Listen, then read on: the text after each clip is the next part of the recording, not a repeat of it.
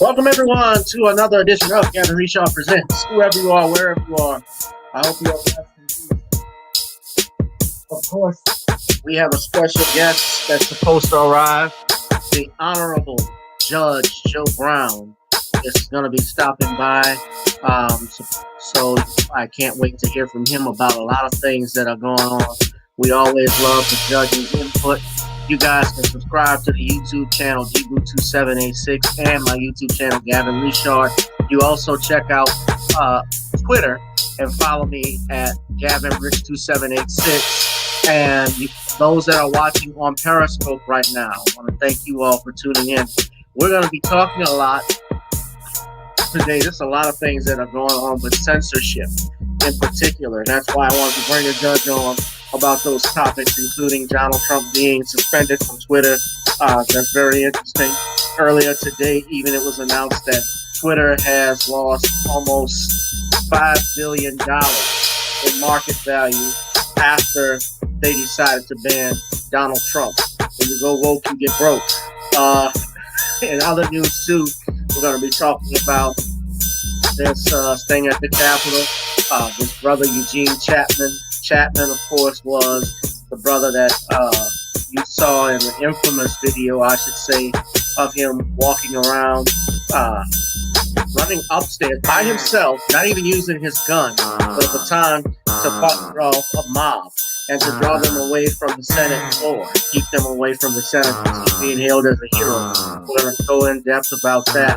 But I also want to talk about something else, too, that was on my mind that's very popular. Well, I shouldn't say popular, infamous, but this thing with Soho Karen. Reason why I want to, and that's very interesting, so I'll do that in a few. The reason why we want to talk about censorship, and of course it's not about whether you like a person or not, but rather about the right to express yourselves. Of course, that's something found in your Constitution. We champion civil rights. We champion the Bill of Rights because there's nothing like it on the earth in terms of government. As far as bills and rights are concerned, the United States is very unique in terms of its Constitution. We also know that that Constitution has never been the same and treated equally, especially as it pertains to black people in the United States, without a question. So tune in. We'll let this music play a little bit. I haven't done it in a while, and we'll get started in a few minutes, all right?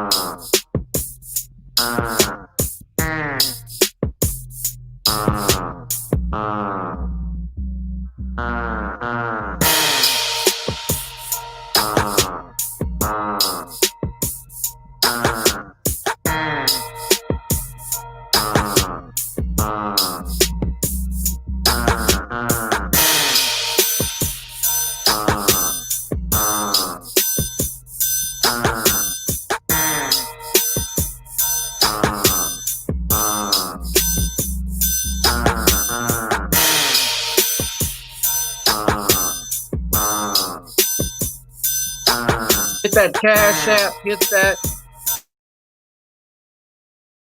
Google Pay, hit that PayPal. You will see that at the bottom of the ticker. Welcome again to another episode of Gavin Reshaw Presents.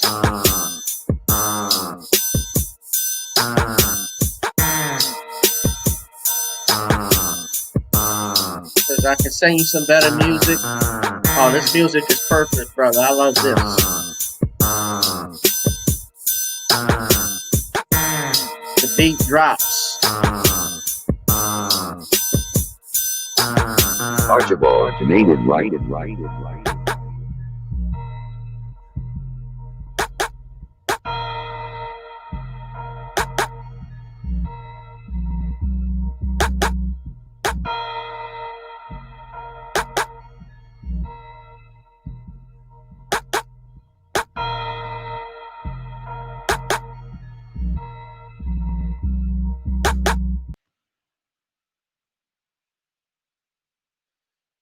All right. So,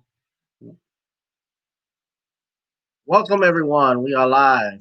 We are live, and I'm coming at you with five. Again, another edition of Gavin Richard Presents here on channel GBoo 2786. Whoever you are, wherever you are, I hope you're blessed and doing safe.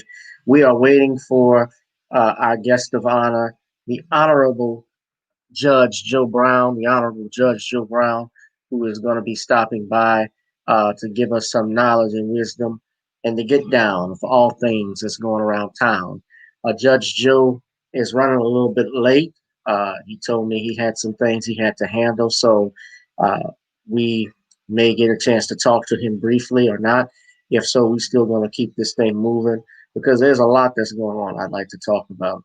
Um, First thing I want to get into, though, before we get into Trump, before we get into what happened in the Capitol, I do want to talk about this incident on, I guess I could call it a lighter note with all that's going on, but this is concerning Soho Karen. Now, for those of you who remember, of course, young Kenyon Harold Jr. and his father, Keon Harold Sr., were staying at the uh, is it the Area Hotel in New York, and that area that they call Soho. And Soho Karen, aka Maya Poinsetto, that's her real name, she was at the hotel and accused wrongfully and falsely young Keon of stealing her phone. When in fact Keon had his phone in his hand, and she acted like a wild maniac, putting her hands on him, tackling him to the ground in other footage that wasn't shown, and outright just accusing him of stealing her phone. When in fact her phone was, we found out, was actually with an Uber driver.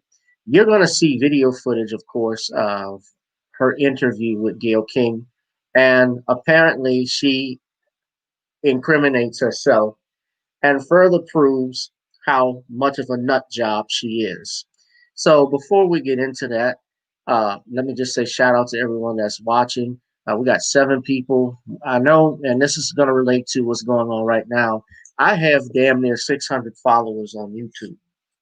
And shout out to Nicole and Torian Rain. They were talking about this, how even she, who has almost 50,000 subscribers, literally her followers have complained about not getting any notifications when her videos and live streams drop.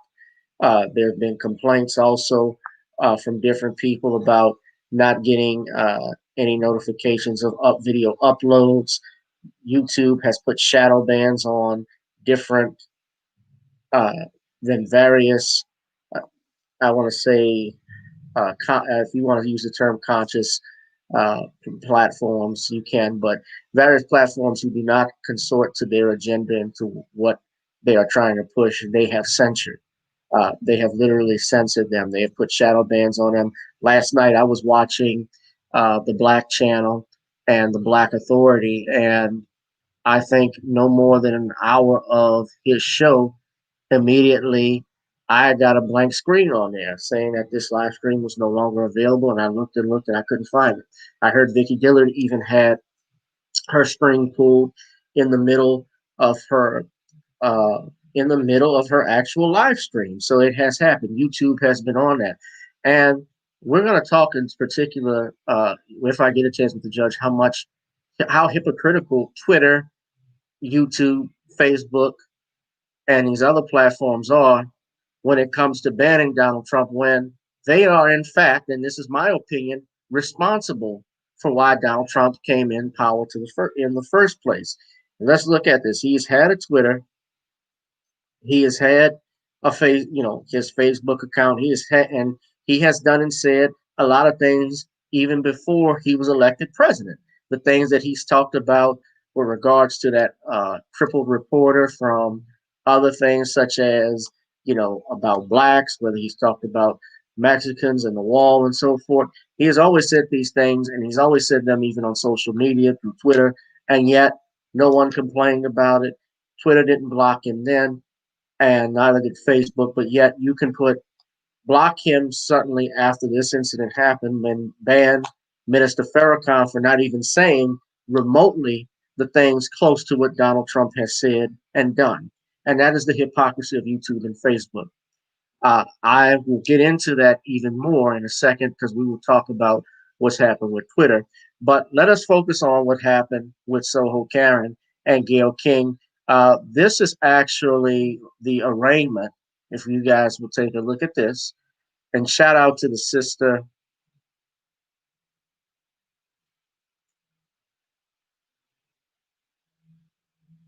See, I have over 500 and I don't have almost 600 subscribers. I should have more people viewing this stuff, but a lot of people are not getting their notifications. So this is from the plainest Jane. Shout out to her. She posted this. This is Soho Karen's court arraignment clip via Zoom. Settle, is that correct? Media comes out, yes. Okay, sorry. You're tuned in to Jane, the plainest Jane. Be sure to thumbs up the video and subscribe, and let's get into it. I'll subscribe to her channel. Settle matter. This comes on calendar for a fugitive warrant out of the state of New York. I did meet with Ms. Ponsetto this morning at the Togwell jail, explained to her her rights, which she understood, and she elected to waive elected to sign the waiver of extradition. All right, thank you. Ms. Ponsetto, you are present in custody via video. Can you hear us? Yes. All right, thank you. First thing officially is I'm going to inform you the reason that you are here today. There is apparently a warrant from the state of New York alleging felony violations for attempted robbery in the third degree, endangering the welfare of a child, attempted grand larceny in the fourth degree, and attempted assault in the third degree. And again, that is from New York State. You do have the right to have an attorney. Have you had a chance to speak with Mr. Tuttle from the Public Defender's Office? Yeah. Yes, Your Honor. All right, and you do want Mr. Tuttle to represent you for the PD's office, correct? Correct. All right, officially for the record, I will advise you, or I'll ask you rather, whether you are willing to confirm your identity. So let's see if you're really about it. If you've been serious about what you've been saying about. So that is actually the clip from her arraignment. She pled not guilty. Those charges include attempted robbery, grand larceny, acting in a manner injurious to a child, and 2 counts of attempted assault. She was not charged with a hate crime, however, which they say is telling. And the DA conveniently neglecting to mention the victim was a 14-year-old black child that she attacked and tackled to the ground. And it was self-evident, but they're not charging this as a hate crime, of course. You're going to see now, okay, that was the arraignment clip, but I'm going to show video that she did with the interview that she did with Gayle King. That came on CBS this morning. Now, I say stale Gayle because I'm still a little bitter with Gayle King over the way that she acted with Kobe Bryant. Gayle King, of course, it couldn't have happened better to anybody than Gayle King. But nevertheless, when you watch this, and Torian even said this, it makes you seem a little sympathetic to Gayle King at the way that Mia Poinsetto talked to Gayle King, especially being that Gayle King is her elder. Gayle is in her 60s and Mia is in her 20s, gotta be in her early 20s, and she comes across as a self-entitled little witch, which is what these Karens are. That's a textbook example. If you look at Mia Poinsetto, Soho Karen, she's a Karen, and the way that she acted with this boy. And I told Nicole this when we did the last live stream, that the father handled himself with great restraint, because if she had done that to my son or my nephews, I would have torn her arms off.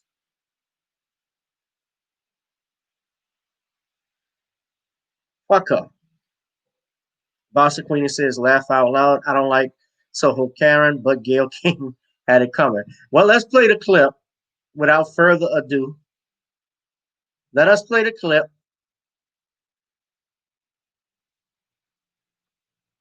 of Stale Gale and Mia Poinsettia. So I think it's in different parts because one part you're going to see this aired on Friday, and the other part was this morning. So let me play what happened. Well, let me play what happened today. I think this is, I don't know if this is a continuation, but let's just see what we see. This morning, we are sharing more All of right. our exclusive interview with a woman whose confrontation with a black teenager in a New York hotel was caught on camera over the holidays. Cell phone video shows Mia Poinsettia accusing 14-year-old Keon Harold Jr. of stealing her iPhone last month. Give me back my Poinsettia phone. was arraigned over the weekend and freed on supervised release. She is charged with attempted robbery, attempted grand larceny, endangering the welfare of a child, and attempted assault. Well, we spoke with Poinsettia and her attorney, that's Sharon Gatan, just hours before her arrest last week. This morning, we began where we left off on Friday.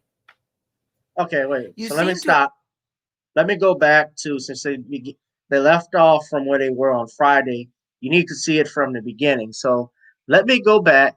Let me stop this, and let's go back to what happened previously on Friday, so you could see how self-entitled this woman was, this beast.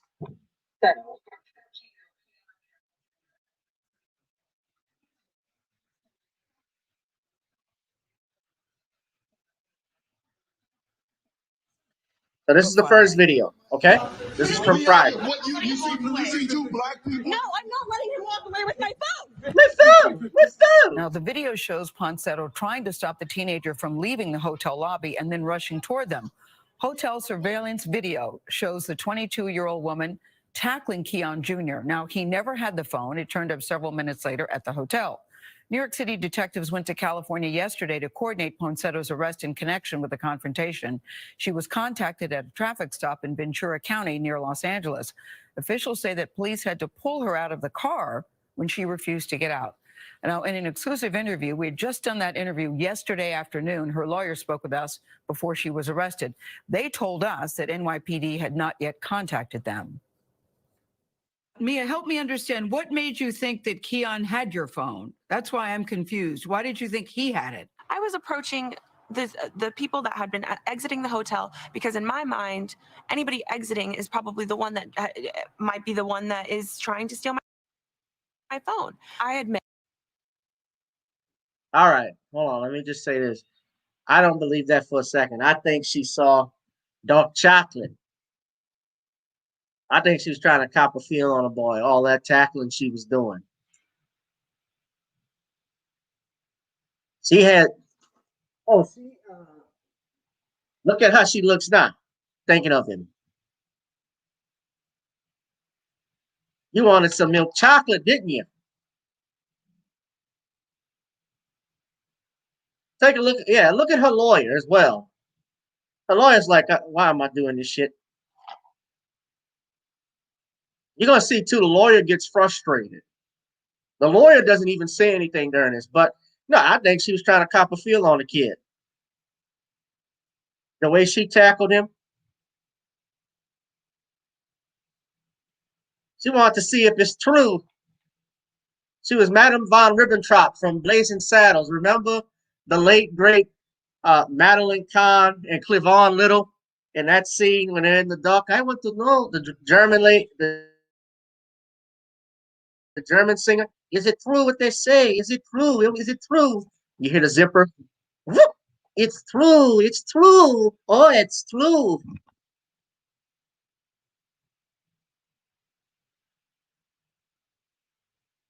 Let's go.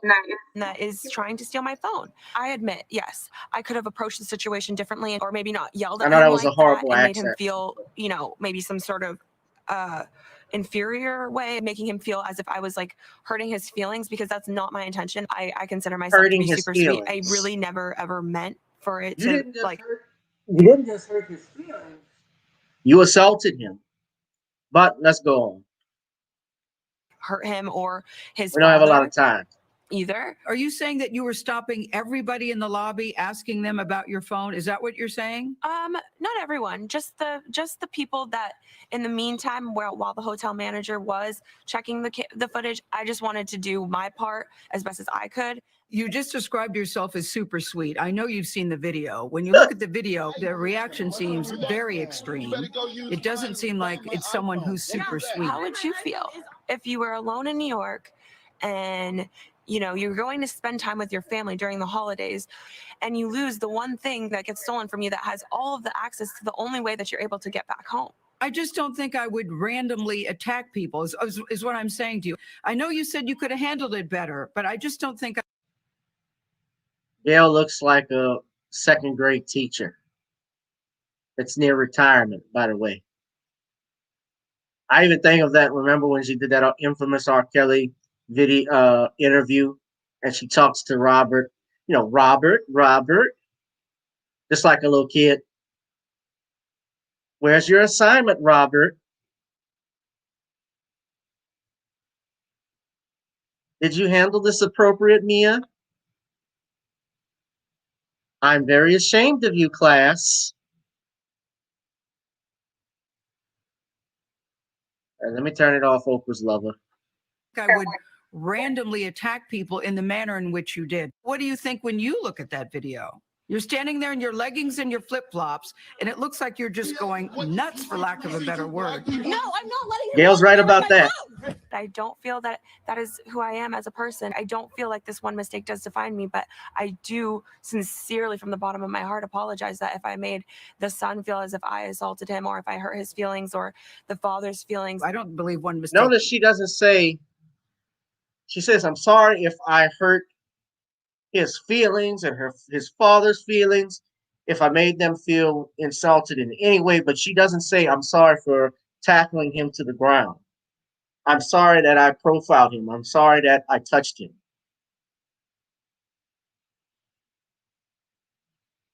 Did you notice that?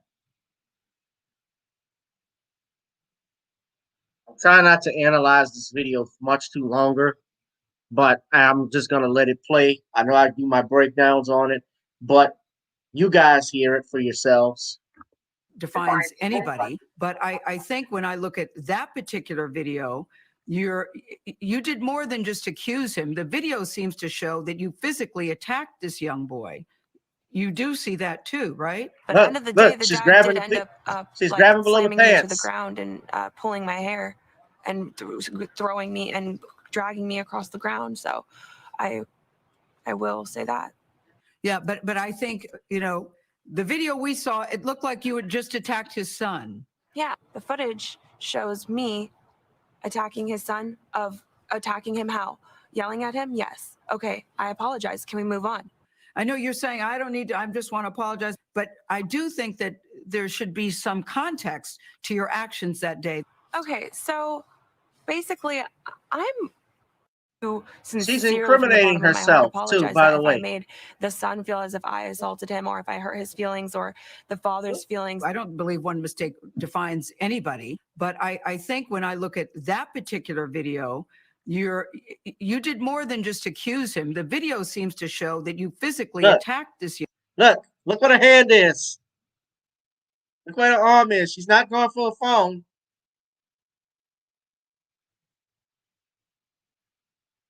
She's going for a dome.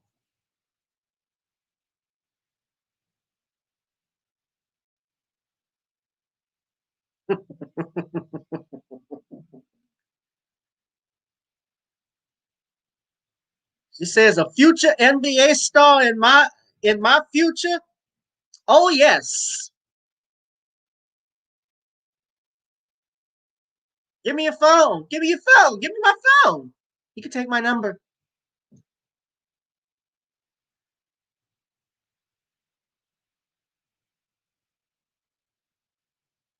Look, young boy. That's not a phone grab. You do see that.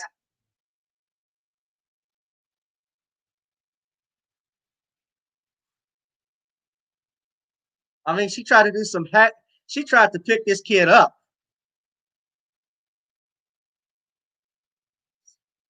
Some type of Roman Reigns WWE shit.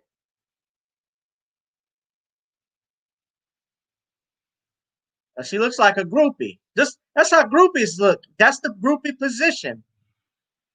Go below the waist.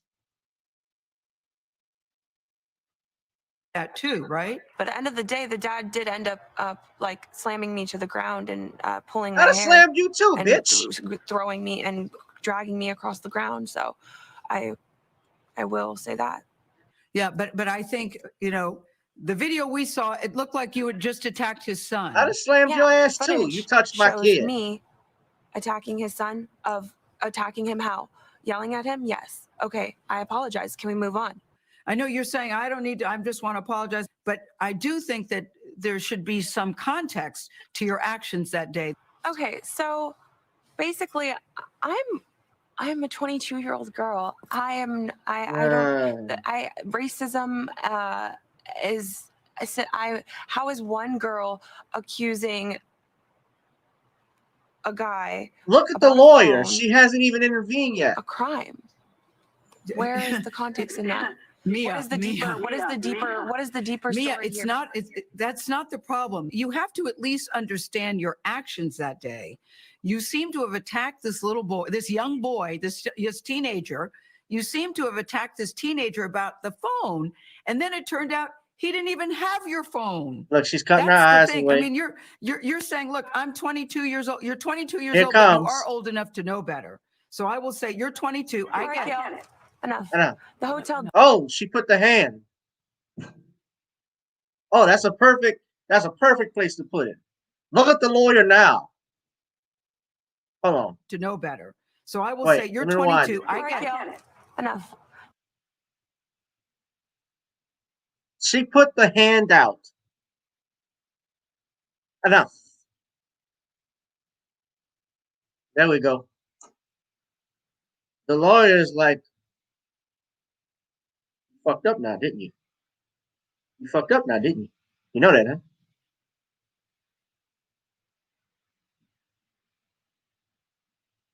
I know for a fact, Gail, I know Gail wouldn't. I know Gail for a fact probably would not have attacked this girl if she was right there. But sisters who are watching, y'all know when somebody puts the hand up like that, that is the ultimate disrespect. That is the epitome of telling you to shut the hell up. You put the hand up to a 60-year-old woman, 60-plus-year-old woman, a black woman at that. And that lawyer, she's like, oh shit. She knows she's messed up. The lawyer knows she has messed up. Truly. I don't know why she didn't say anything. She's basically the client. She admitted what she did. She admitted what she did was wrong. She essentially admitted that yes, to what she was doing. She thought this was her phone. That's why she went at it.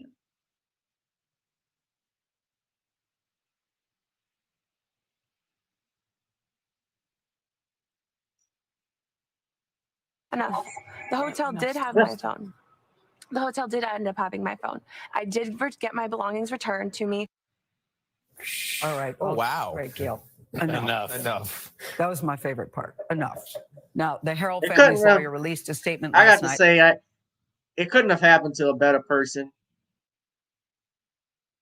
than Gail. That was a little karma for Kobe.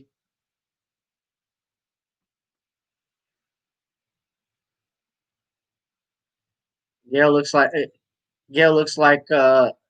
between her, I can't tell the difference between her and Pam Oliver. They both look like Chewbacca the Wookiee Juniors. That damn wig is falling off on her head. I thought that was Cousin It from the Addams Family. But nevertheless, Gail got disrespected. Let me finish the video and I gotta play the other one. They said this is not about an apology from someone who until a few days ago was claiming she did nothing wrong and in fact alleged that Keon Harold Sr. had assaulted her, someone who targeted a 14-year-old black teenager because of the color of his skin.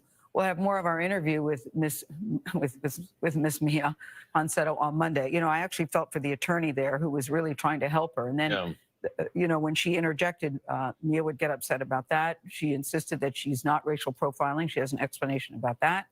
And, you know, it was reported that an Uber driver returned the phone. She says that's not true. So she wanted to make an apology, but as I said to her in the interview, I'm not sure you're helping yourself. You put her foot in her mouth. He didn't have her phone. No, he did not. And he did not.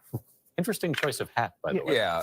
Also, the point is the video footage is pretty clear, and she doesn't seem quite ready to acknowledge what it shows. Her lawyer, Sharon, sitting by her side, tried to help her.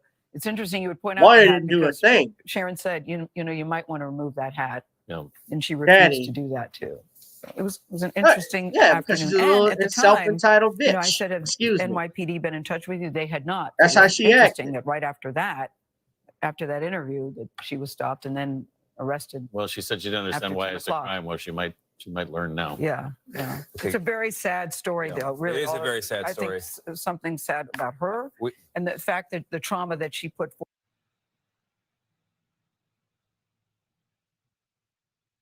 If there are any women who don't like that word, I'm sorry, but that's the way it comes across. Now, this is the second video I want to show you. This morning, we are sharing more of our exclusive interview with a woman whose confrontation with a black teenager in a New York hotel was caught on camera over the holidays. Cell phone video shows Mia Ponsetto accusing 14-year-old Keon Harold Jr. of stealing her iPhone last month. Ponsetto was arraigned over the weekend and freed on supervised release. She is charged with attempted robbery, attempted grand larceny, endangering the welfare of a child, and attempted assault. Well, we spoke with Ponsetto and her attorney, that's Sharon Gatan, just hours before her arrest last week.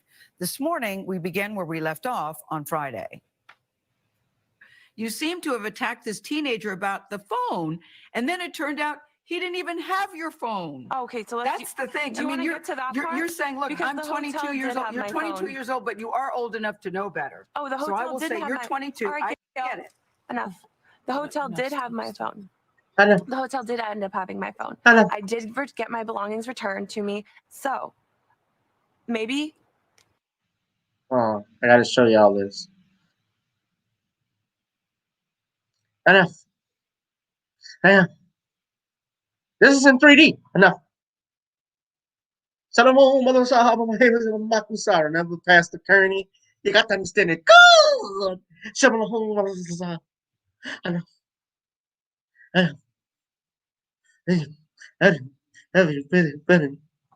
Spirit fingers.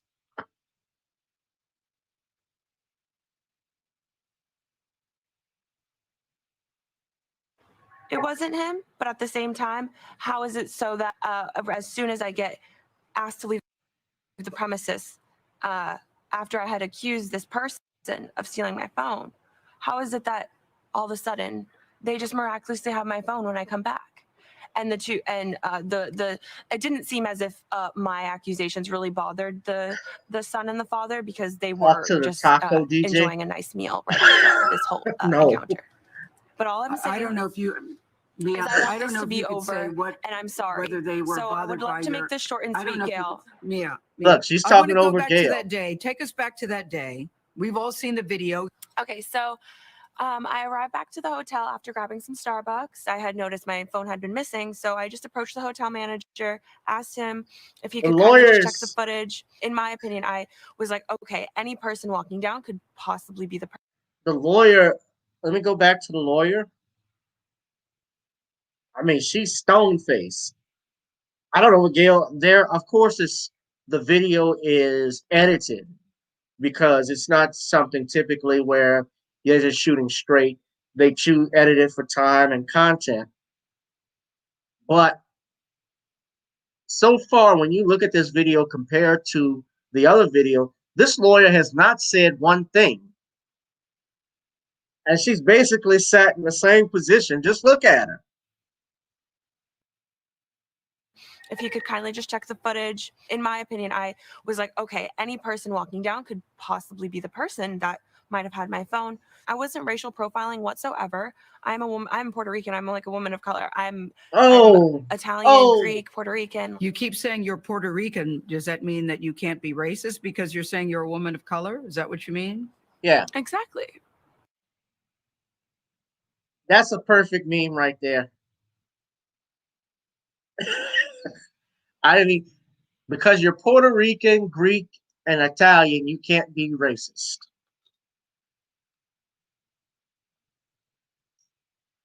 She is proving this is actually a good thing because the myth of the brown and black coalition is true. Remember that movie, the Congo, with Tim Curry? The myth of the killer imp is true. The myth of the black and brown coalition is true.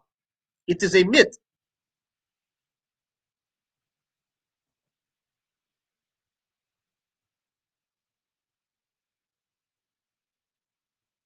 See, she's really incriminating herself more and more. Her attorney should not have agreed to even do this interview without prepping her. I would have advised against it because it's clear this woman is an ego. She's a freaking egomaniac. She's a fucking egomaniac. That she could say that. They got a lot of people who are of color. When we use terms like people of color, we know, for instance, in our communities, especially where black people will go and shop in, Arab store, grocery stores that are owned by people from the Arab community as well as the Asian community, how they get followed around all the time. I've been in clothing stores, for instance, that was owned by a Pakistani person, and my whole family got followed. When I was about 9 years old, my mother wanted us to go and get shirts from this store down in Lower Ninth Ward. It was owned by some Middle Easterners, Pakistani, Pakistan, Arab. I don't know exactly the country of origin, national origin, but they weren't black. I know they came from Middle East. I don't even like using that term because that was a term coined in the 20th century, and that was basically used to create Israel and divide, Palestine and Israel and Saudi Arabia from the African continent. Their thing's deep. That's why, a lot of people don't know stuff like that. But getting back to Soho Karen, she's clearly putting her foot in her mouth.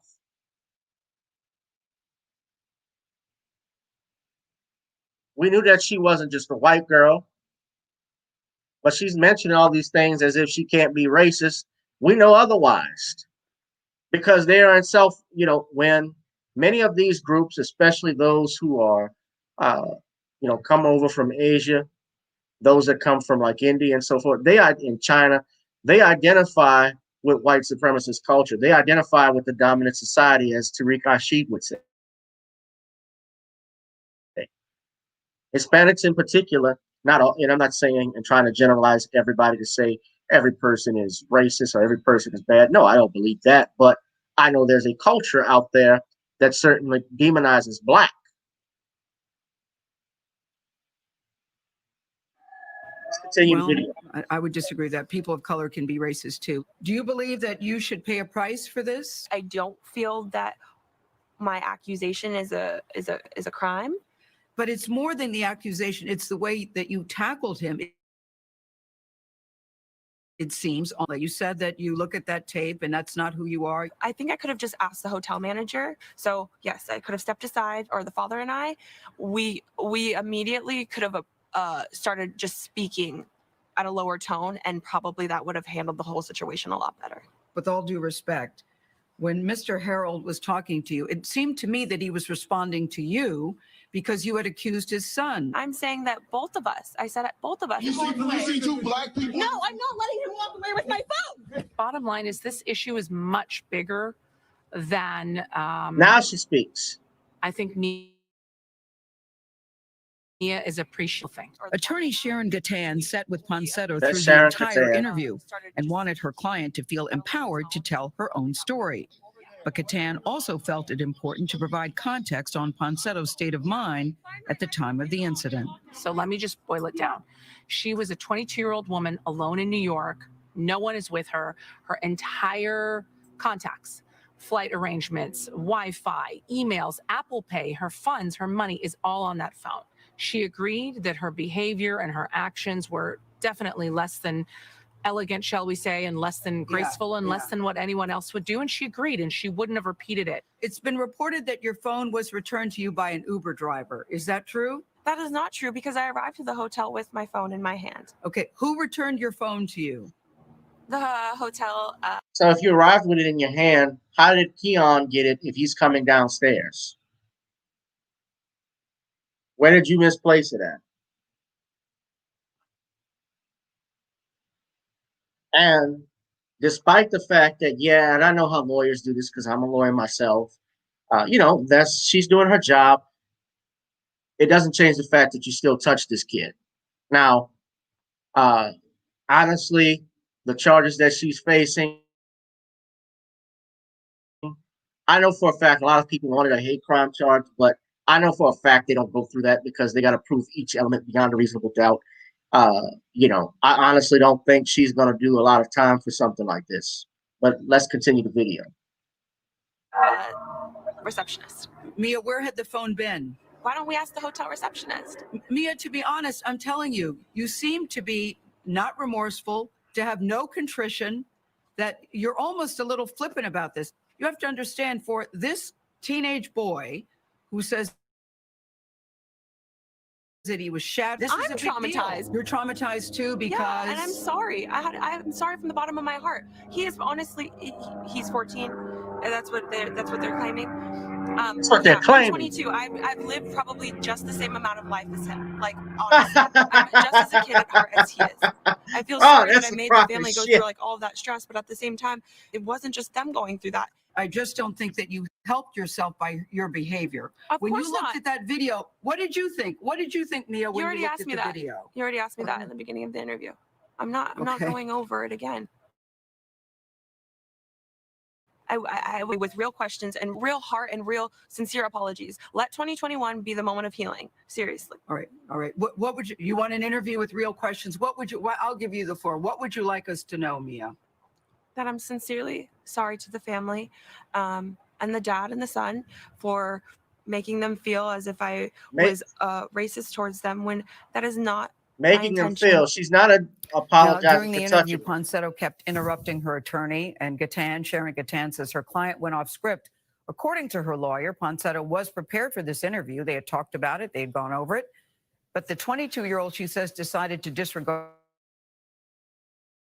her advice. Ponsetto was due back in court in March. I really felt for the attorney. We cut out a lot of it because I think you already get a sense of Mia Ponsetto, but there was you get a sense. Gail really wants to say, Gail really wants to say, this bitch is crazy. Gail ain't trying to mess up that $30 million.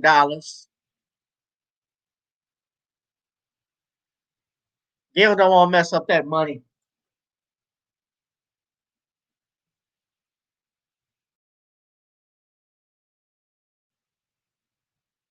Did y'all hear what she said? I'm 22. I'm 22. He's 14, and I've lived just as much the same amount of life as him. Y'all catch that? Notice again, she never apologized for tackling him. That never once came out of her mouth. It was, I'm sorry you feel that way. Notice the language. You got to pay attention to what they say because when they speak, they put their foots in their mouths. And then she disregarded her attorney's advice. She disregarded her attorney's advice because she is a self-entitled. She's a self-entitled, you know what? I won't say it again. But let's just say the word that Snoop described Gail. Upon said it was due back in court in March. I really felt for the attorney. We cut out a lot of it because I think you already get a sense. What Gail really wanted to say was,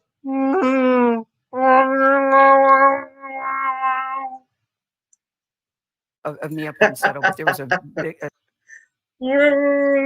How you say bitch in Wookiee? There was a very interesting exchange between the attorney and Mia at one point, and we just decided just to let it go. But the attorney says, look, she's concerned about her mental health and her well-being, and she, of course, wishes her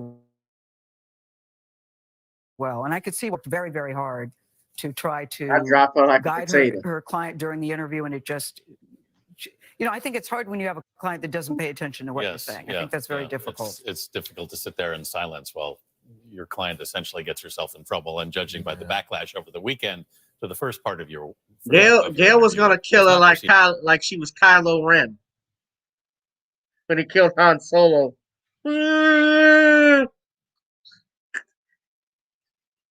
Yeah, I'm not sure if Mia really understands the gravity of this. Once she was arrested, I think she probably figured that out. But we're in the keep shoveling still here. Yes. Yeah. Sort of open mouth, insert foot, and start sucking on those toes. It was a very tough situation. In our next hour, we're going to speak with the teenager's parents. They'll give us their reaction to Mia Ponsetto's apology and tell us how their son is coping with this very traumatic encounter. All right.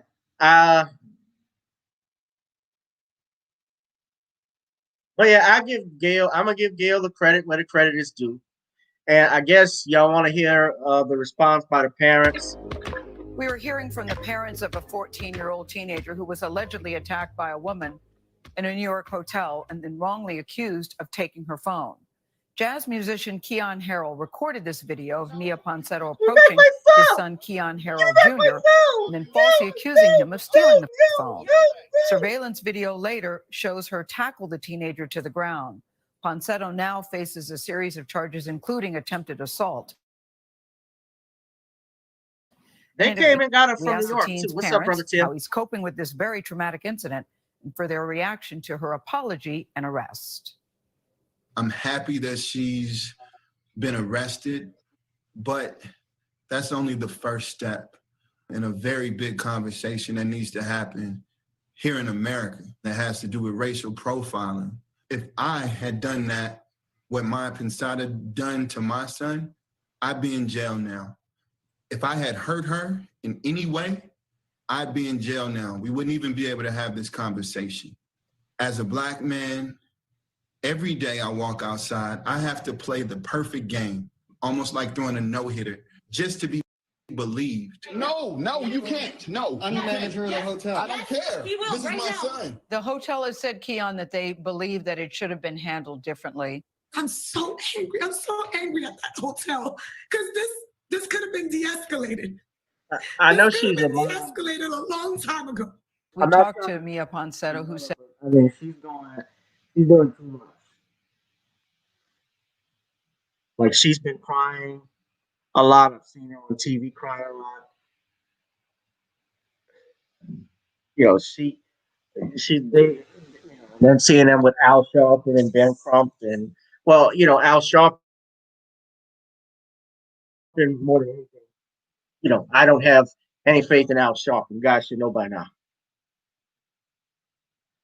Let's continue, because I spent a lot of time on this. Says, I am Puerto Rican. This was not racial profiling.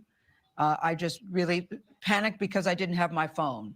She says race had nothing to do with this particular incident and certainly had nothing to do with her targeting your son. What do you think when you hear that? No one has to say the N-word for something to be an act of racism. Keon, you must have been stunned when you stepped off the elevator with your son. I'm still in shock, Gail. I'm still in shock. At this point, I work as hard as I possibly can just to put my son in the best scenarios, to give him a chance to win, to give him a chance to be a whole young man, a whole young boy, Black boy. And to be in our beloved New York City and this happened, I'm appalled. I am not asking you to justify your behavior or defend yourself against her. Please know that. But her version is that, you know, I was grabbed. Pushing her away to protect my son, yes. I'm a man who don't believe in hurting women, first of all. Second of all, I do believe in protecting my son. So that is what I did. What do you all feel, or what do you make of her apology? Listen, I feel like her apology was, you know, as genuine as... You're 22, I get it. Enough. It said a lot. I have an issue with the idea of entitlement versus character. Well said. It's all been tragically consistent. I'll just say that. Yeah, I apologize. Can we move on? Those were the exact words that she used with you. Does that sound like an apology? She knew she assaulted a 14-year-old boy, not a guy, not a man. A musical family. His mother is a singer and a saxophonist for Beyonce.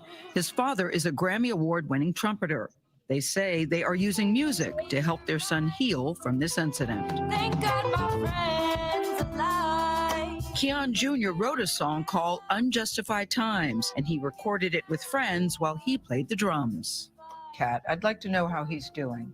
When I went to hug him from behind, because you know, we have such a great relationship. He said, Mom, he tensed up. He literally tensed up. I said, Mom, not to do that. I can't. Why did he ask you not to do that? I think she's doing too much. This young lady, which I will not say her name, she does not deserve. I'm not trying to attack the parents. I get it. That's her baby. So mothers tend to, you know, they're very overprotective of their sons. But y'all think she's doing too much to my... I don't want to attack her. But I don't know. It just... every time I see her, she's always crying about it. You know, this is something all of us have gone, you know, in some shape or another, we've gone through this. I've been, like I told you, the situation in the store. You know, not wanting me to put my shirt on. I was trying on a shirt. You say, is it a little played up? I kind of get the feeling some of it may be, who knows. I know that they're represented by Mr. Crump, but you know, again, I'm trying to be nice. I want to give him the benefit of the doubt because they're a very talented family, obviously, in the world of music. You know, his mother is a saxophonist and Beyonce saxophonist, and his father is a Grammy Award winner. But then when I saw him playing the We Shall Overcome outside the National Action Headquarters, I was like, nah, I can't keep with him. But I'm gonna still fight for this son because, you know, that couldn't have just been Keon Harold. That could have been my nephews.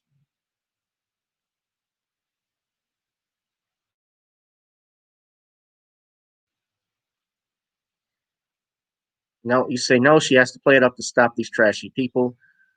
Well, I mean, the video is self-evident. I don't know about her crying all the time with it. I mean, look, they're going to do what they're going to do at the end of the day with regard to this situation. Would I be surprised if she walks? No, I wouldn't. And she comes off as she's a self-entitled bitch. That's just essentially what it is. And I like the fact that the mom says, I'm not going to even name you. Woo! That was a bad one.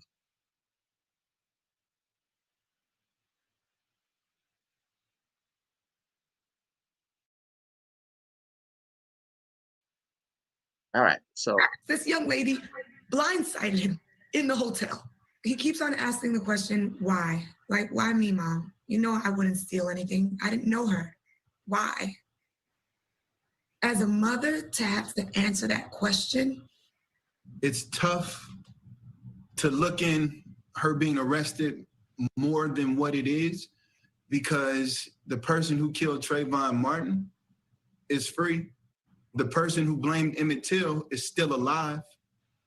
Things could have gone another way. What does justice look like for your family at this point, for the both of you? Justice, I think the idea of justice, just like the idea of the apology, is so much more than just saying I'm sorry, because people can say I'm sorry and it's empty. Justice has to do with change. Yeah, my heart really went out to them because you can still feel the pain. You can still know that their son is still very shattered. They said he can't even look at his phone anymore because there's so much information that comes. You know, he's in therapy. His family has him in therapy, and you know, they're both still traumatized too, still reeling from it. Ben Crump represents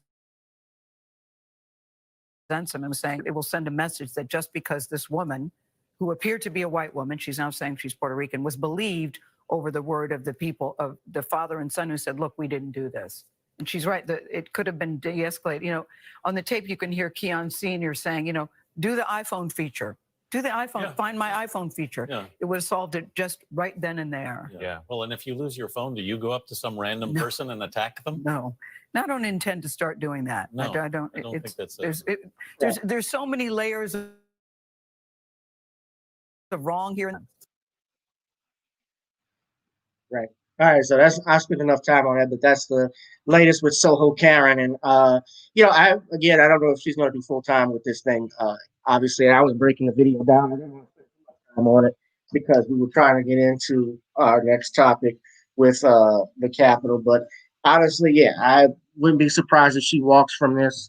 I see some people don't think that she's playing it. You know, she said how to play it up to put these people away. That's what C.Q. Lane said. And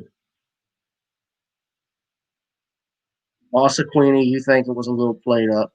Yeah, I kind of got the same thing. You know, again, just the situation at hand. But anyway, let me stop that.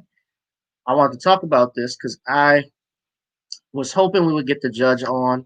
I know that he has had some type of emergency that he was doing, so I don't believe.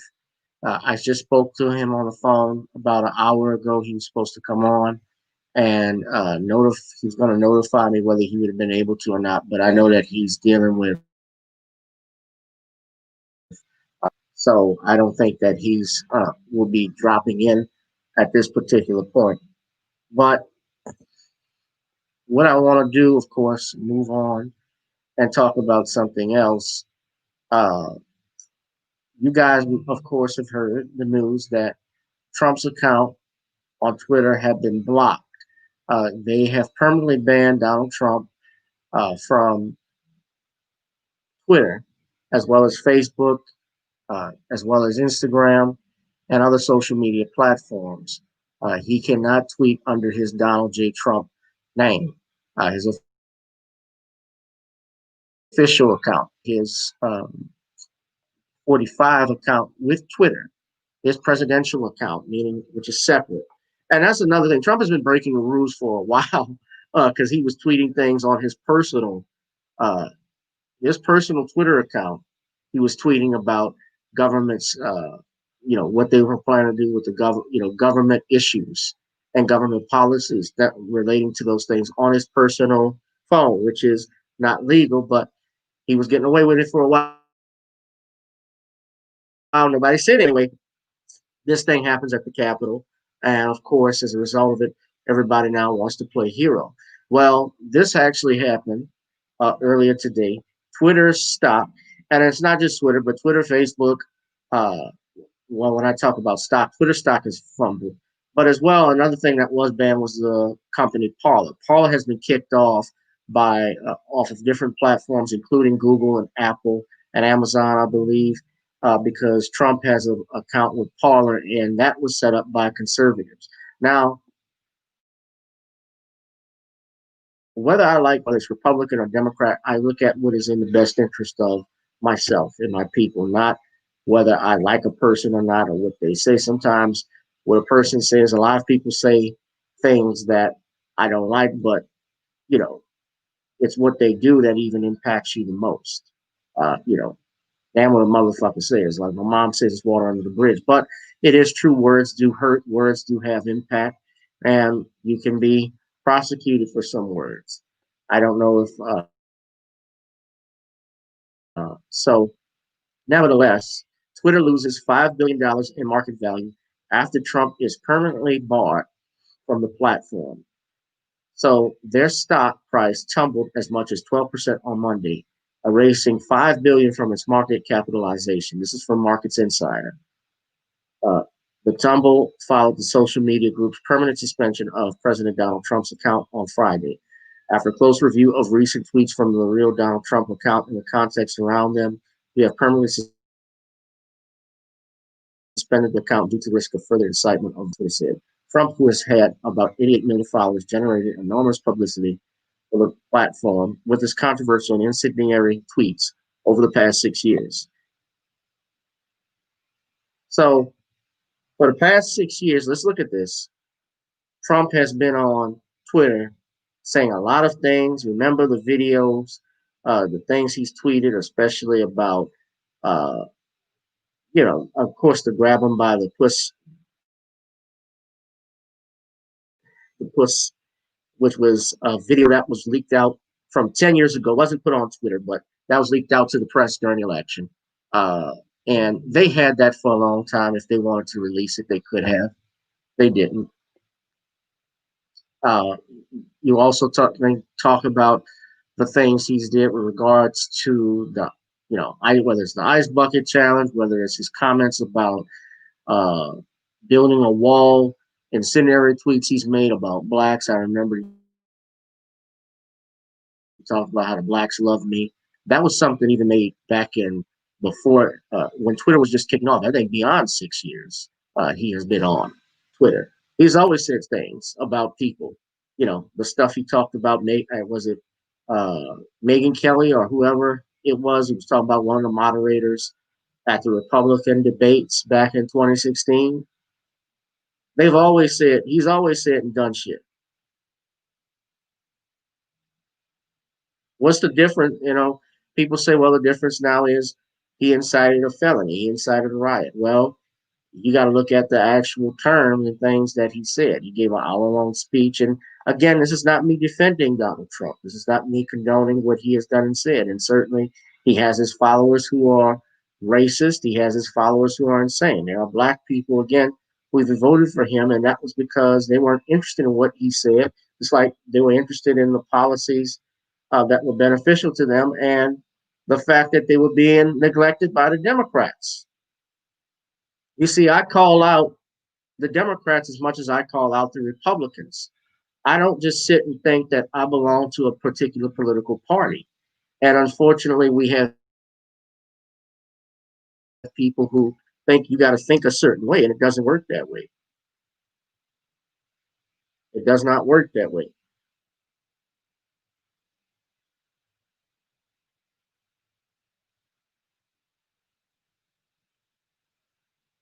But $5 billion Twitter has lost as a result of this.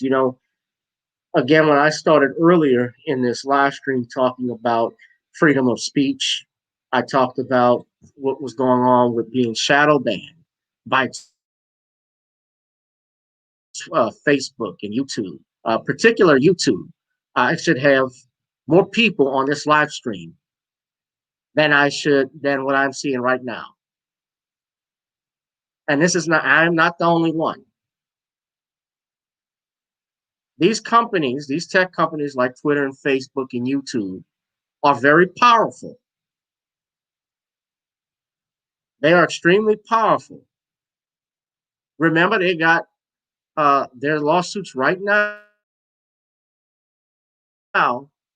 filed against Facebook by 46 different states, including U.S. territories like Guam and Puerto Rico, over their practices, antitrust violations. I've been suspended on Twitter for standing up for playing the dozens with a white supremacist. I got banned for a whole week. And you go on Twitter right now, I'm sure I know for a fact you can find porn on there. Don't ask me how I know. But y'all think of this, $5 billion you lost. which I'm sure they're not happy about. Now, some people say, well, that's different than, that's different than what you inciting a felony. Well, the point is, though, at what point do you draw the line between what's offensive and what's not, what's speech and what's not? Because if anything, if he did incite a felony, and that is recorded and documented, whatever he says, that can be used against him.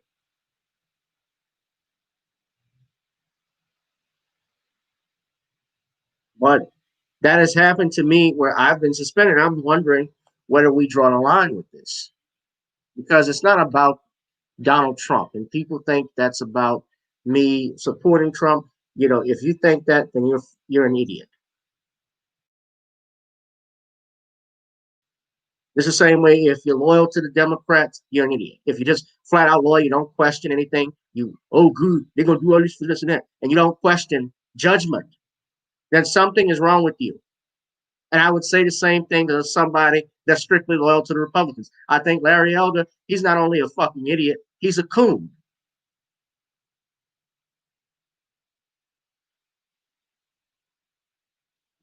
I saw what Larry Elder said about the Capitol, how they treat it differently from Black Lives Matter. Well,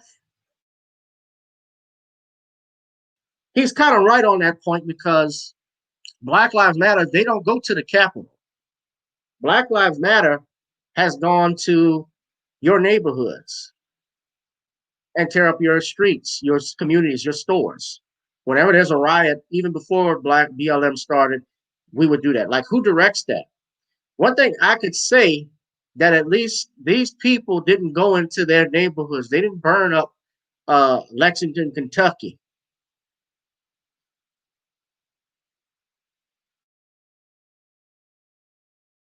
Or start. They went and called all of them out. And you notice those Negroes who stood by these representatives who have been traitors, who have not done anything positive for our community in the last 20 plus years or more, that just keep getting reelected and not have been calling for help. Old Jim Clyburn, who said, Biden don't have to do nothing for me or for my people, just look out for my children and grandchildren. Never asked for nothing. Never talked about developing programs for young Black kids to get them into things with engineering. Nothing on reparations, nothing like that. Remember when the brother asked Clyburn about reparations and he pushed the phone out of his face? Now you're scared because they're talking about whether this was an inside job. I'll get to that in a minute. But we are in when I talked about that, where you're trying to control speech, of course, I don't want to listen to anything a Nazi says. I don't have to listen to, I'm not interested in listening to what David Duke says. But then again, perhaps I would like to hear what Richard Spencer is doing. And you want to know why I say that? Is because I always want to know what my enemy is up to so I can stay 10 spots ahead of him. You want to be 10 steps ahead of Richard Spencer. He was arguably the leading white supremacist in his country. He mobilized that march in Charlottesville. And of course, he was Donald Trump's main supporter. And I know in this past election, he endorsed Joe Biden. Boston Queenie says, I live near Maxine Waters District. It's been the hood for centuries now. Yeah, a lot of people have said that. That second congressional district, she's been awful. I'm here in New Orleans. This is Cedric's district.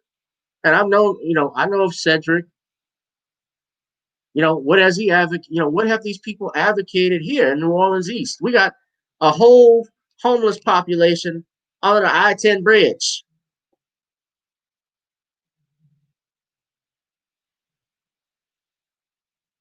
And yes, our local leaders are responsible too. But these people are in Congress. They make laws. They even have just as much power as the president. Why? Because there's checks and balances. They make the laws. The legislature makes laws. Presidents enforce. They're the executive branch. Understand that. Executive branch, legislative branch, judicial branch. The judiciary interprets the law.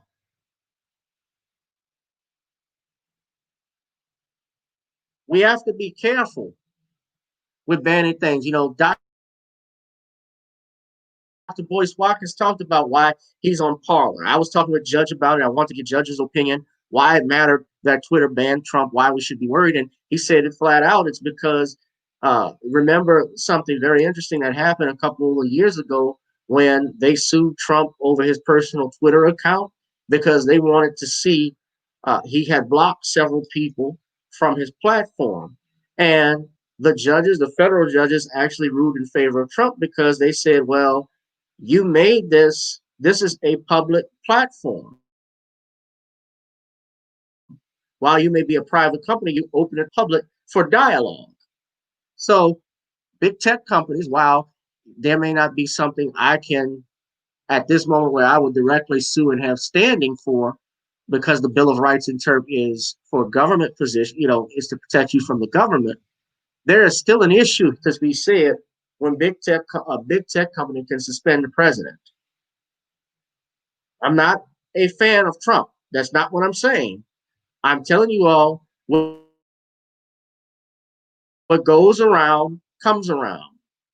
And like I said before, we got a shadow ban on YouTube. We have live streams being pulled. Vicky Dillard's live stream was pulled a few days ago. Not Professor Black Truth, excuse me. The Black Authority, his YouTube was pulled yesterday. His live stream was pulled right in the middle while I was listening to it. Tariq Nasheed was talking about it. They've been on some shit with this. Think of what they did with Mr. Farrakhan last year when his whole social media account, I had Brother Willie Muhammad come on this platform and talk about that. And he said, Minister doesn't care about that because he's going to be doing what he was doing before social media. Remember, social media has only been around since 2005.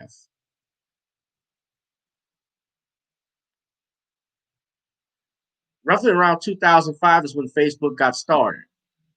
We didn't have, of course, if you want to say Yahoo, and we had stuff like that, where you could have those groups. But other than that, we didn't have a YouTube. We didn't have social media or anything like that. Our days of social media was, being in school, gossip. When you heard gossip as a kid about who liked who or who got in trouble. That stuff was that floated around all through the school. That was our idea of social media.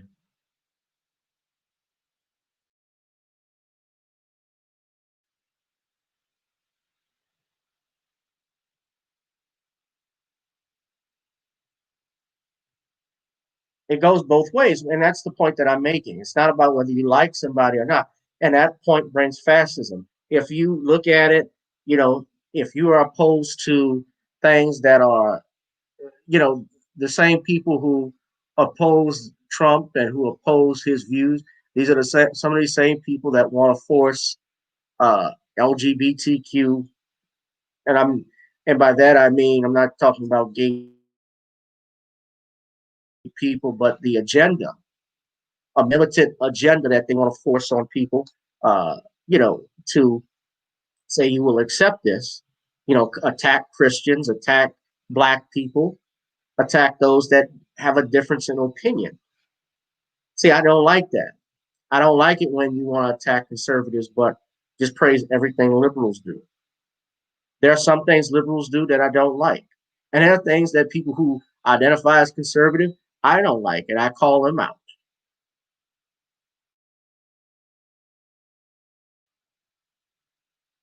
I think it's funny that somebody like Larry Elder, who made those comments, I'm just gonna spend a little time on it, but y'all know who, especially Boston Queenie, you know who that square-headed fool Larry Elder is. You know, he's been around for a long time.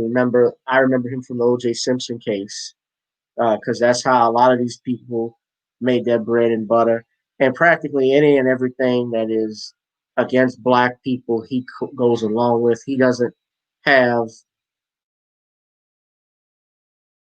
He seems like he doesn't think on his own, and where he comes from is from a point of self-hatred. And I find it interesting. He'll support.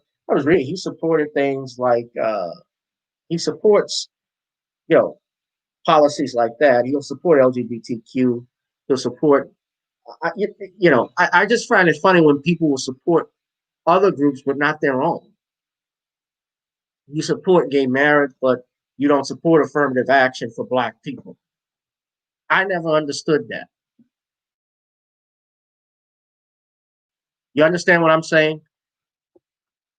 So, big tech companies, you have to watch out for them. And you see now the stock market is not agreeing with Twitter as a result of this move.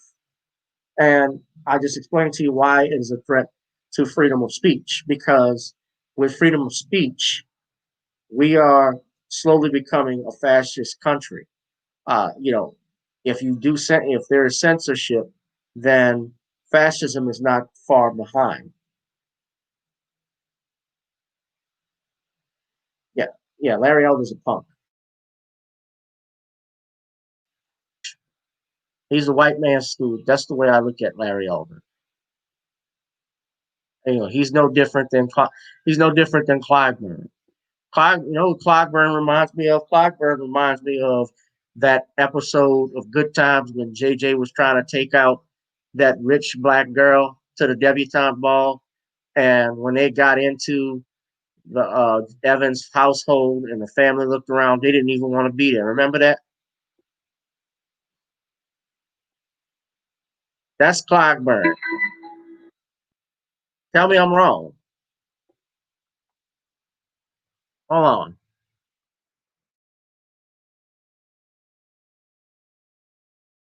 Let's see if I can find that episode.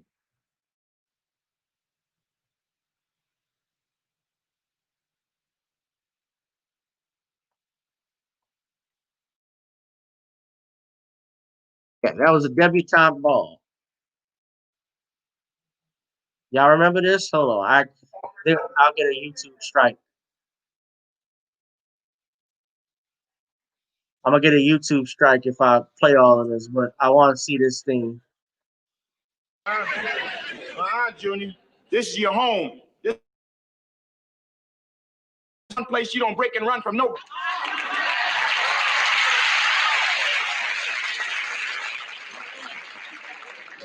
I think I'd rather, Dad. I said, come back here, Junior. How do y'all do? Can I offer y'all some Kool-Aid? Junior, you don't offer Kool-Aid to Mr. and Mrs. Oreo.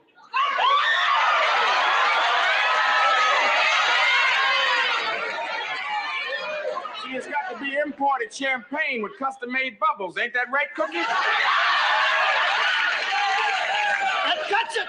That cuts it, Mr. Evans. That's Clyburn. And you and me get down. Listen at him. Get down. Well, that's pretty hip tough for somebody from uptown, ain't it? And where in the hell do you think I was before I got uptown? I was right here.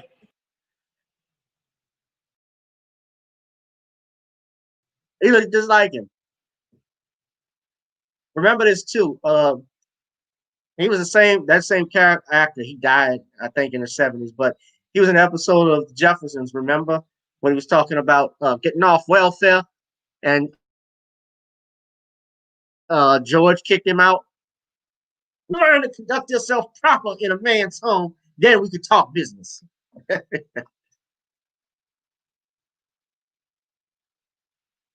Yeah, and then Elder's ass. I had it.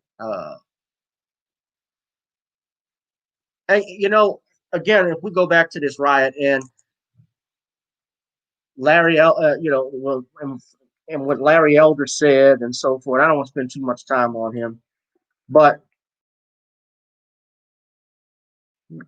he talks about how it would have never been handled differently. Like I said, Black Lives, because he said the cops would have spared those people. Most of the people that's been at BLM protesting that I have seen are white.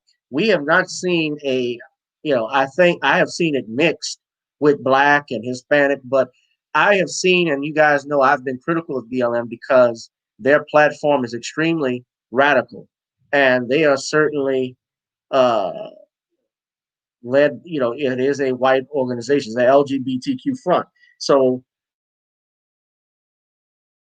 I'm not really aligned with many of their policies or anything of that nature. And I even saw it before Black Lives Matter really took off, where we would see different people come out.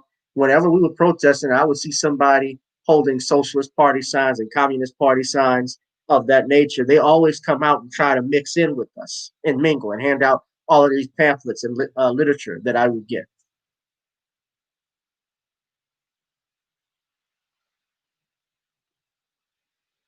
There's old Jimmy. I busted my butt a lot of years to get out of here. And I made it. You make it sound like success is a dirty word, brother. No, it's a sex ain't the dirty word. It's forgetting. Forgetting where you came from, brother. Damn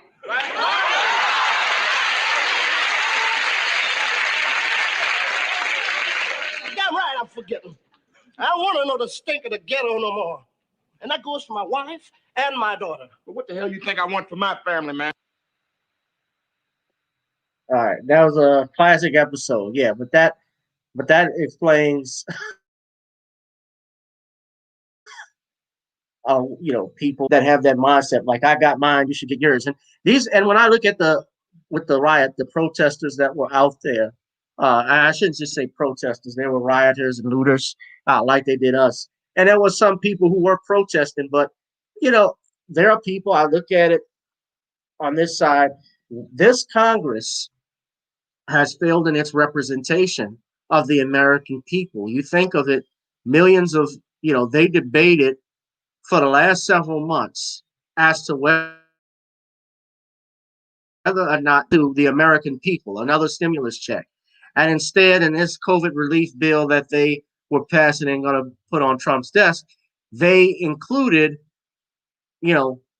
billions of dollars to different nations, a spending bill. It wasn't a COVID relief bill. If you're going to call it a COVID relief bill, then you need to be a COVID relief bill for the American people, not gender study programs for Pakistan, money to go into Libya, which you've already fucked up when you killed Muammar Gaddafi by president under Barack Obama, along with Hillary Clinton and Joe Biden. I am going to talk about the seed plan. And this is another thing. You guys got to be careful. But when I look at, again, I just want to wrap it up. When I look at the people that were rioting and protesting, a lot of those people, I think that could have been a front. These people, some of them that were protesting, remember, they've been out of work for months. Some of them have been out of work for months and are frustrated. And they went to the heart, although I don't condone it, they actually went to the heart of Congress. We don't go, they went something that we don't do. And now I think there were some who were agent provocateurs. I was listening to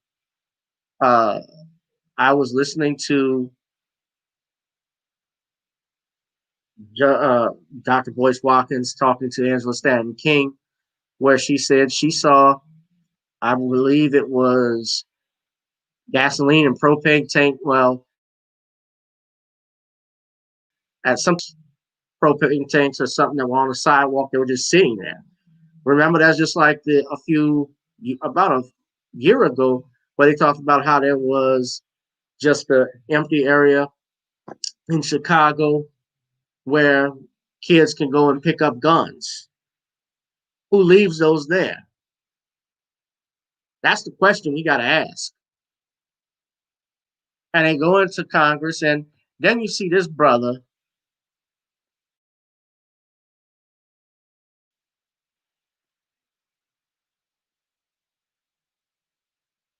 Hold on, let me see if I can get the video.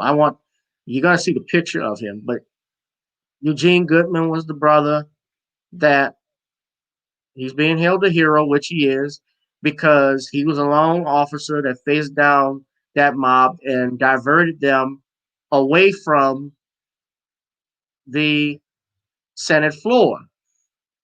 Let me put that up. I'm not because I'm about to get out of here. All right. I'm about to, but this is the actual trying to play the video.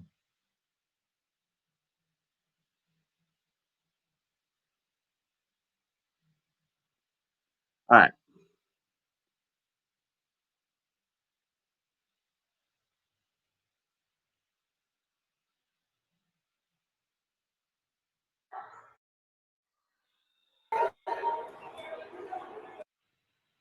Let me know if y'all can.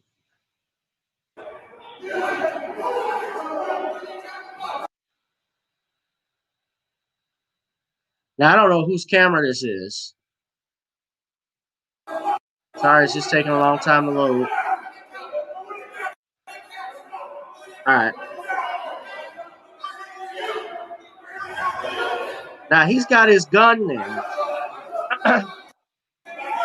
But all he has in his hand is he grabs his baton.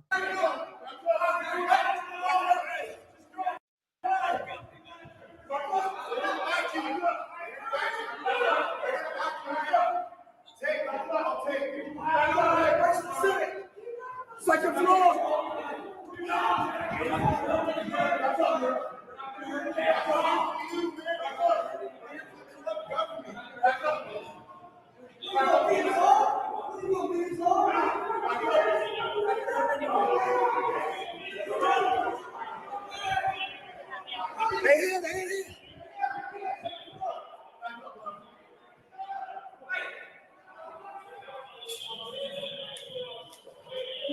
Okay, so he diverted them from going to the Senate floor till they interacted with the rest of the police.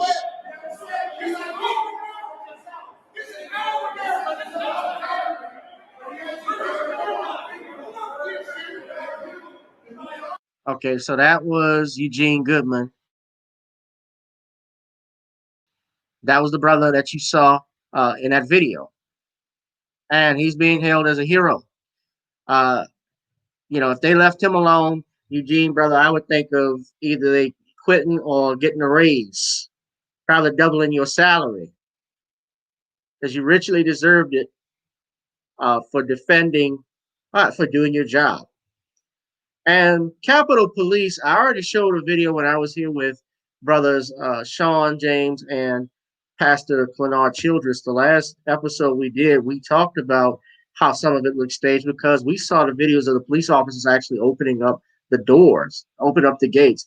There's a video supposedly of I don't know how true it is, and I haven't looked at it, but I saw a headline of appeared to be a congressman, people in, letting the rioters in. And then we found, yes, this is a West Virginia. Okay. And that's what Clyde Byrne was talking about.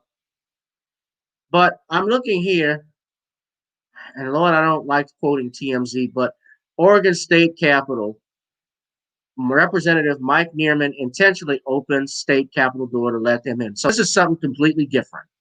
Okay, supposedly. This is something completely different.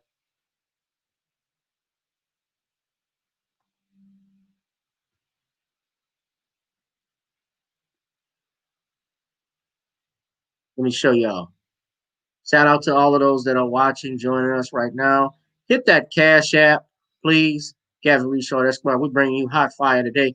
I do not like quoting TMZ. This was a video that happened in Oregon. This happened in Oregon a couple of days ago, and supposedly these were pro-Trump supporters. This is at the Oregon Capitol. Now, bear in mind,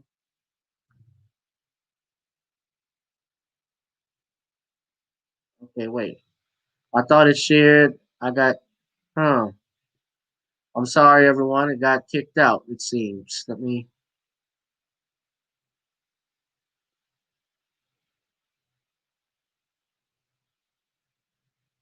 Okay. I mean, these people are getting arrested too that were out at the riots. I mean, they had one. They're not getting on airplanes and so forth for being flight, for the non boarding list. Okay, it's not loading, but this representative purposefully was caught on surveillance to the state capitol.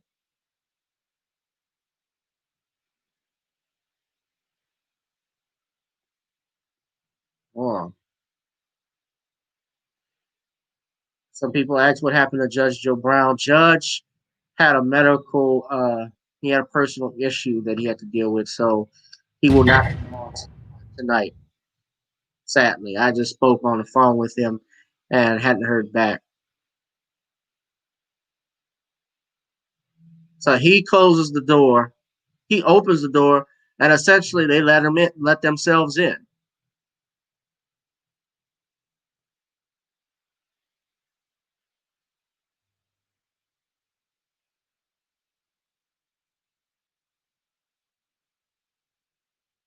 There's no sound.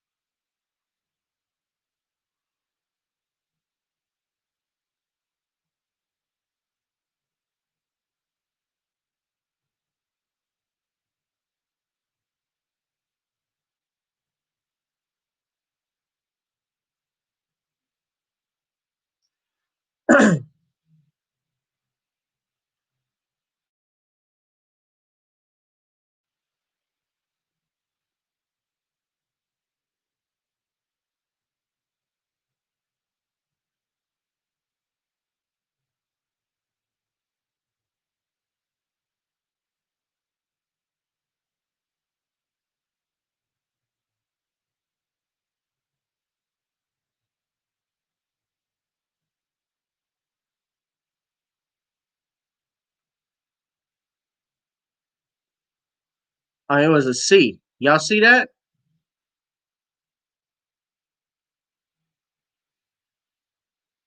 Let's go back. Hold on.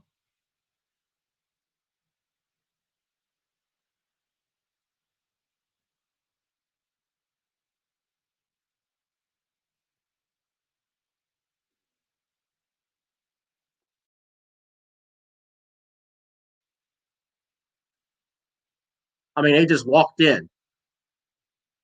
God knows what they could have been carrying. So the sheriffs are fighting back.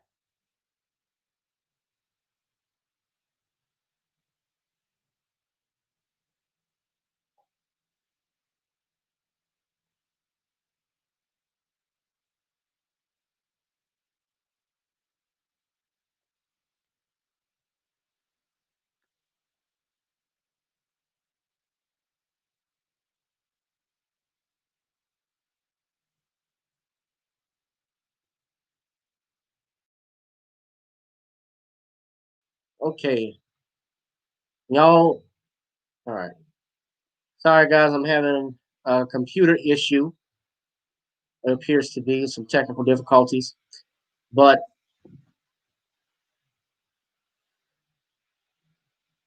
all right, I'm gonna stop it. But you guys get the picture. And speaking of capitals, there is a plan for a counter protest. I don't know if you want to even use the term protest, but there is going to be protests going on in all 50 states at every capital. This was reported earlier. This went out from ABC News.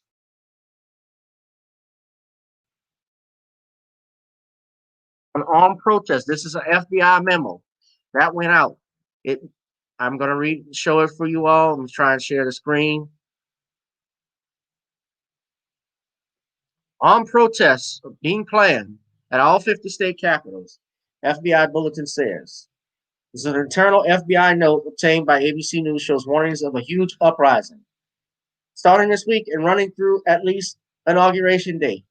Armed protests are being planned at all 50 state capitals and at the U.S. Capitol, according to an internal FBI bulletin obtained by ABC News. The FBI has also received information in recent days on a group calling for storming state, local, and federal government courthouses and administrative buildings in the event President Donald Trump is removed from office prior to Inauguration Day. Keep in mind they're trying to impeach Donald Trump as we speak, with less than 9 days to go in his administration. I doubt if they can even get that. Sometimes the process can take weeks and months. Remember what happened with his impeachment.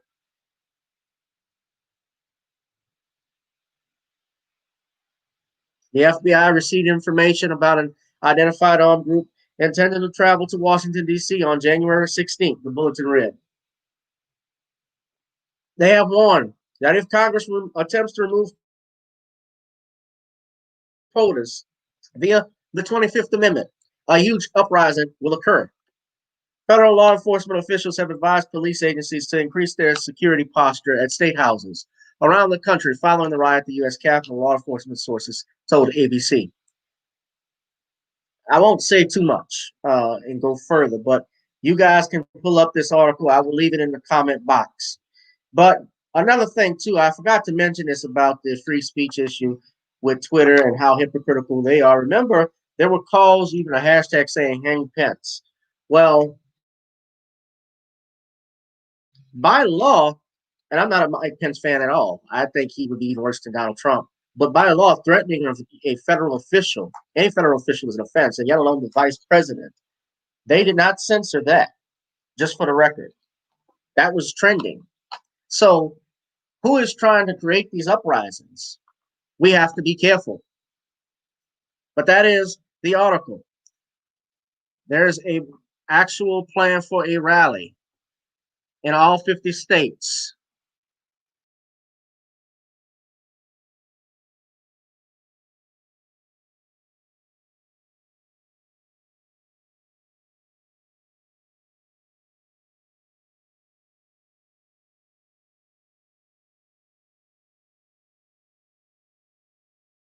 In all 50 states. Non-protest rally, according to the FBI, if you trust the FBI. What's up, Tyree? So who is doing all of this? You know, one thing I can say, and I don't like Trump, Trump is maybe a fool, but he is not part of the matrix. He is not bought by corporations. And those in power, those that run our elections, know this. And so that is why he is what I call, he's not a true Republican, he's an independent. He's actually as Brother Bernard says, a populist. He appeals to the people and those principles, although that may have not been or how he truly is at heart, whether he cares about people or not. I think he's a chauvinist, but I know that he's also a businessman, and he even said himself he's a bigot. You know, he says I'm the least racist person, so he's not saying I'm not racist. He just said I'm the least, meaning, you know, I'll hire you Negroes, but don't think of touching my daughter. That's like that's the kind of racism he is. Like with no black babies, and then again, I know he dated a black woman back in the day, but does that mean? And right, one of the protesters actually has a black wife. So I was protesters, rioters. Well, he could have been. I think he was one of the rioters. That was out there, and just because you have someone you sleep with that's of the different race, that doesn't mean that you don't hate black people. Of course, we know better. But this is a very dangerous, this is a very scary times we are living in. There's a reason why I've been an advocate for the Second Amendment, why black people should arm themselves. not to go out and hurt other people, but it is to learn self-defense. Another thing I think this is staged because one of the dudes was dressed up like the warlord from the WWF was a Supreme Court judge's son.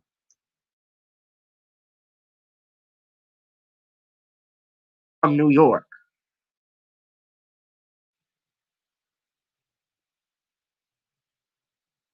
From Brooklyn.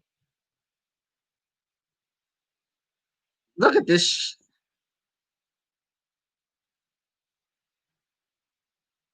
That's not the one I'm talking about. Well, that's him, but I thought it was the other one with the face paint. Like the Buffalo Bill. He was selling the Buffalo Bills getting past the getting a wild card berth. Getting the second seed.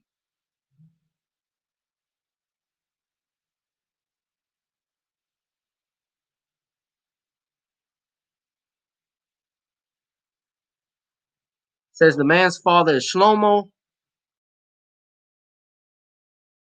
Mostovsky, a prominent modern Orthodox figure in Brooklyn and former president of the National Council of Young Israel. He was elected to the Kings County Supreme Court last January with the backing of the Brooklyn Democratic Party.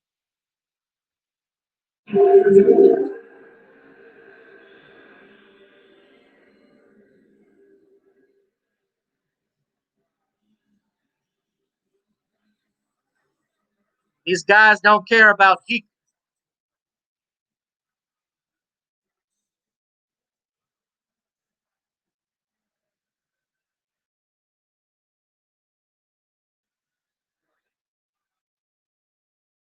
He's never heard of PETA. Obviously, has no problem with the fur.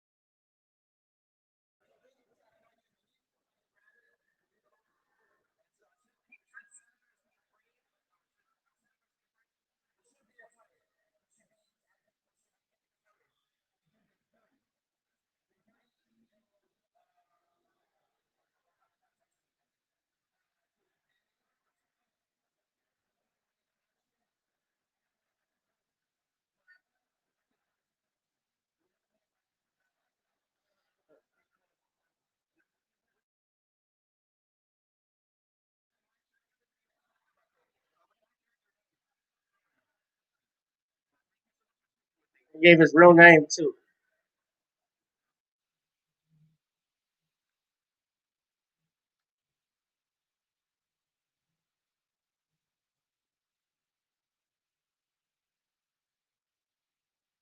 All right.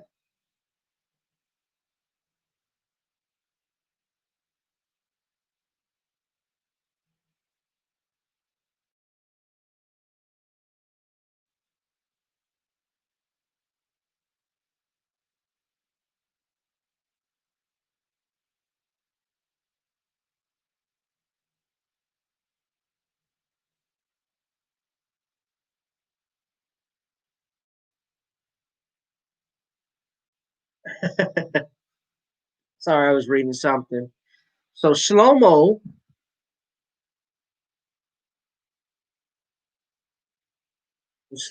son.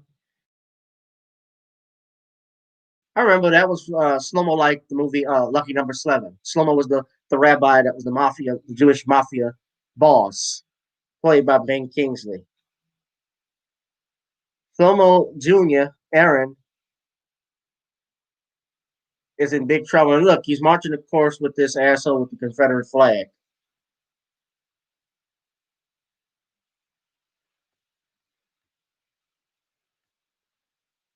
There he is. That's the guy I was talking about. That's the warlord. You say it like Howard Finkel. Coming down the aisle with his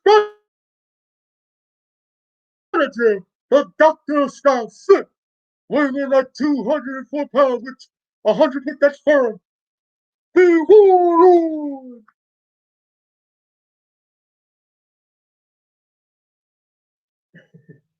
Man, this is some crazy stuff. We are in crazy times, and again, we've gotten to a real bad point in this country.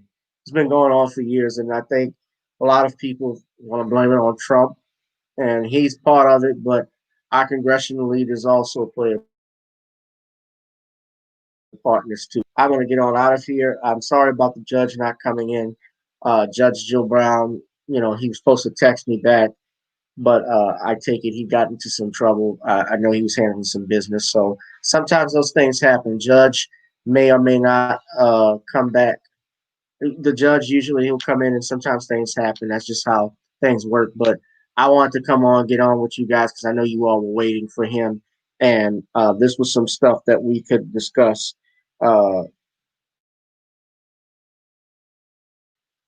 Guys, let me know what y'all think. Please like and share and subscribe this video. Please hit the Cash App and or the Google Pay and or the PayPal. You guys see that at the bottom of the ticker. It's important to keep funding this movement, to keep funding me, because eventually I want to get on Patreon, which I am on Patreon, and put more views, increase more views and live stream and get away from things like YouTube, because I feel that the leadership has not been going well. So, has any questions about what we've talked about? Anybody that has any recommendations for new videos, it's always good to send those requests to me. And also, if you could send a little contribution if you would like. But you guys, email me. You can hit me up at gavin.gwh1@gmail.com. That is the email there. And I will see you guys in the next one. We will definitely try and get Just Joe Brown back again. He will come on again. Trust me, it's no problem. All right, guys, be safe, be blessed. Holla, love y'all. And stay safe, stay strapped legally. Now holla.